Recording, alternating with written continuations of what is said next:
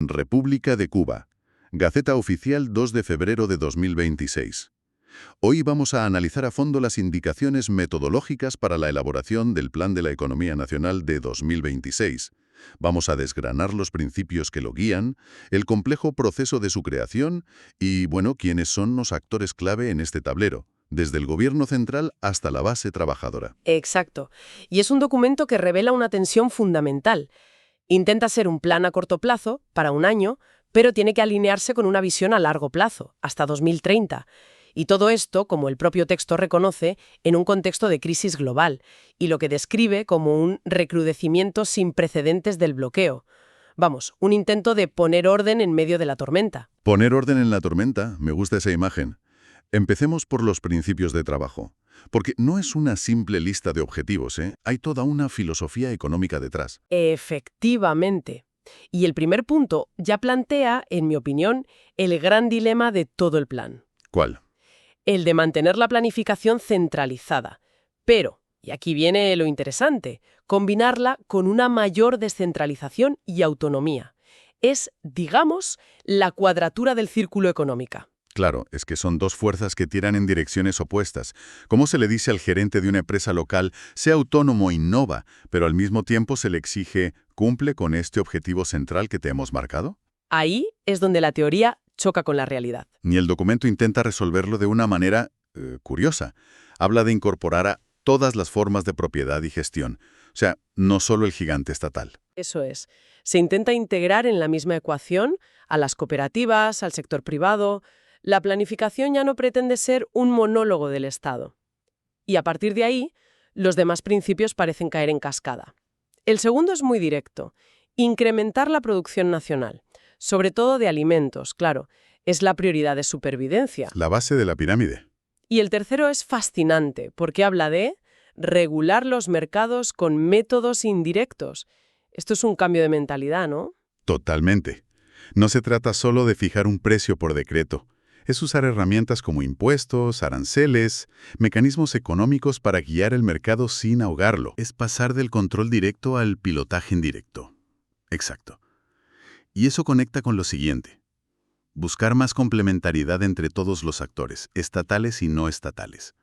Crear una red para que la riqueza se quede en el territorio. Y finalmente, se habla de activar la demanda interna. Y, de nuevo, más autonomía para el sector empresarial estatal. Se busca que sean más eficientes, más competitivos.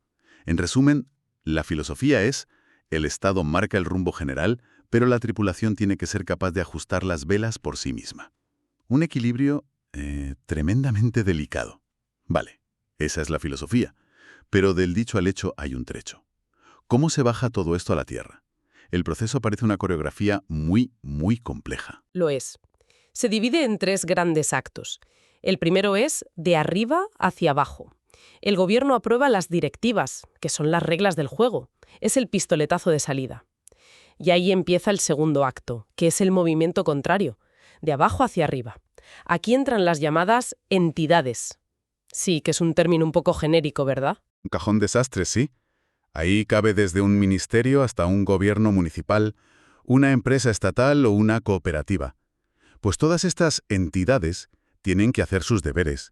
Miran lo que hicieron el año anterior, evalúan su potencial y dicen, vale, mi propuesta de plan es esta. Y la envían al Ministerio de Economía y Planificación, el MEP. O sea que el plan no se escribe en un despacho y se impone. Se supone que se construye con las propuestas que vienen desde la base. Pero me imagino que ahí empieza el verdadero encaje de bolillos. Y ahí es donde llegamos al tercer acto, la síntesis. El MEP coge todas esas propuestas y las pone sobre la mesa. Y aquí entra lo que parece un sudoku económico de nivel experto, los balances. Expliquemos qué son esos balances, porque suenan muy técnicos, pero son la clave de todo. Totalmente. Los balances son como las cuentas maestras de la economía. Tienes el balance de divisas. ¿Cuántos dólares o euros van a entrar y cuántos necesitamos para comprar, no sé, petróleo o medicinas? Si esa cuenta está en rojo, hay un problema. Claro. Y luego está el balance de alimentos, que es casi más importante. ¿Cuánto arroz se va a producir y cuánto hay que importar? O el balance energético. ¿Habrá suficiente electricidad para lo que planeamos hacer o no? ¿O habrá que programar apagones? Exacto. Y hay más. El de la fuerza de trabajo, el del presupuesto del Estado, e incluso uno llamado equilibrio monetario financiero, que intenta controlar la inflación. Si alguna de estas cuentas no cuadra, todo el plan se tambalea. Es un intento de armonizarlo absolutamente todo. Lo que me lleva a la siguiente parte clave: los actores. Se insiste mucho en la palabra participación. Sí, se llega a usar la frase construir el plan día a día desde la base. Y se pone un énfasis especial en la participación activa y organizada de los trabajadores. Y ojo, que no es una idea abstracta, ¿eh?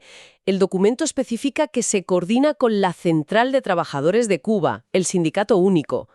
La idea es que en cada centro de trabajo se discuta la propuesta del plan. Suena muy democrático en el papel, pero ¿plantea el documento cómo se resuelven los conflictos? ¿Qué pasa si la propuesta de los trabajadores choca con las directivas de arriba? Esa es la pregunta del millón. Y el documento no entra en ese nivel de detalle.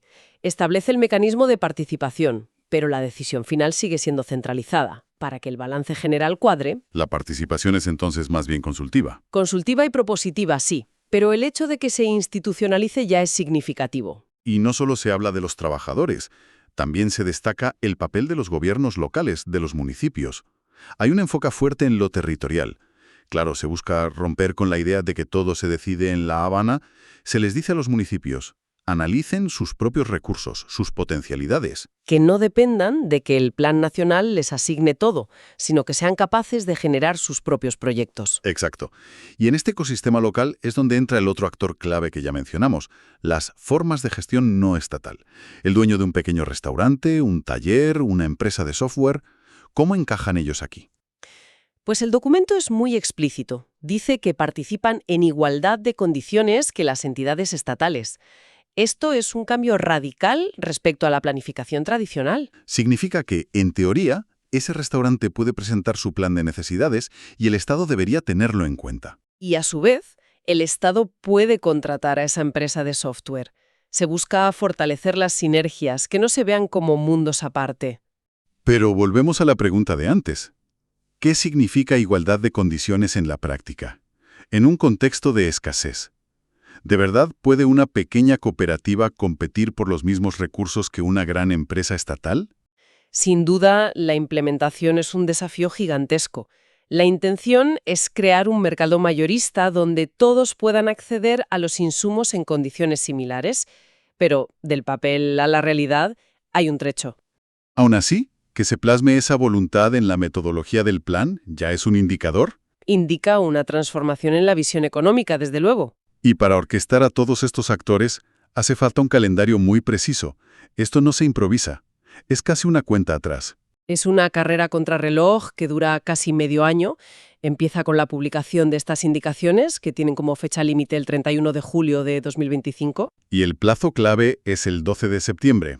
Para ese día, todas las entidades tienen que haber presentado sus propuestas al Ministerio de Economía.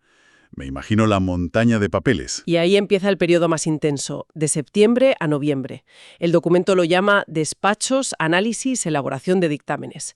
En la práctica son semanas de negociaciones durísimas. El tira y afloja, totalmente. El MEP se sienta con cada ministerio y empieza. Me pides 100 millones, pero solo hay 60. ¿De dónde recortamos? Tu plan es muy ambicioso, pero el balance energético dice que no habrá suficiente electricidad. Es un ajuste constante. Y todo culmina a final de año.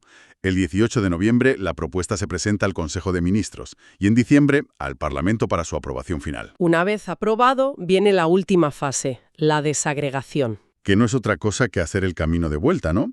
El gran plan nacional se desglosa y se le comunica a cada empresa, a cada provincia, cuál es su plan definitivo. Ya con cifras y objetivos concretos para el año 2026. Dentro de todo este proceso, el documento deja claras cuáles son las prioridades absolutas.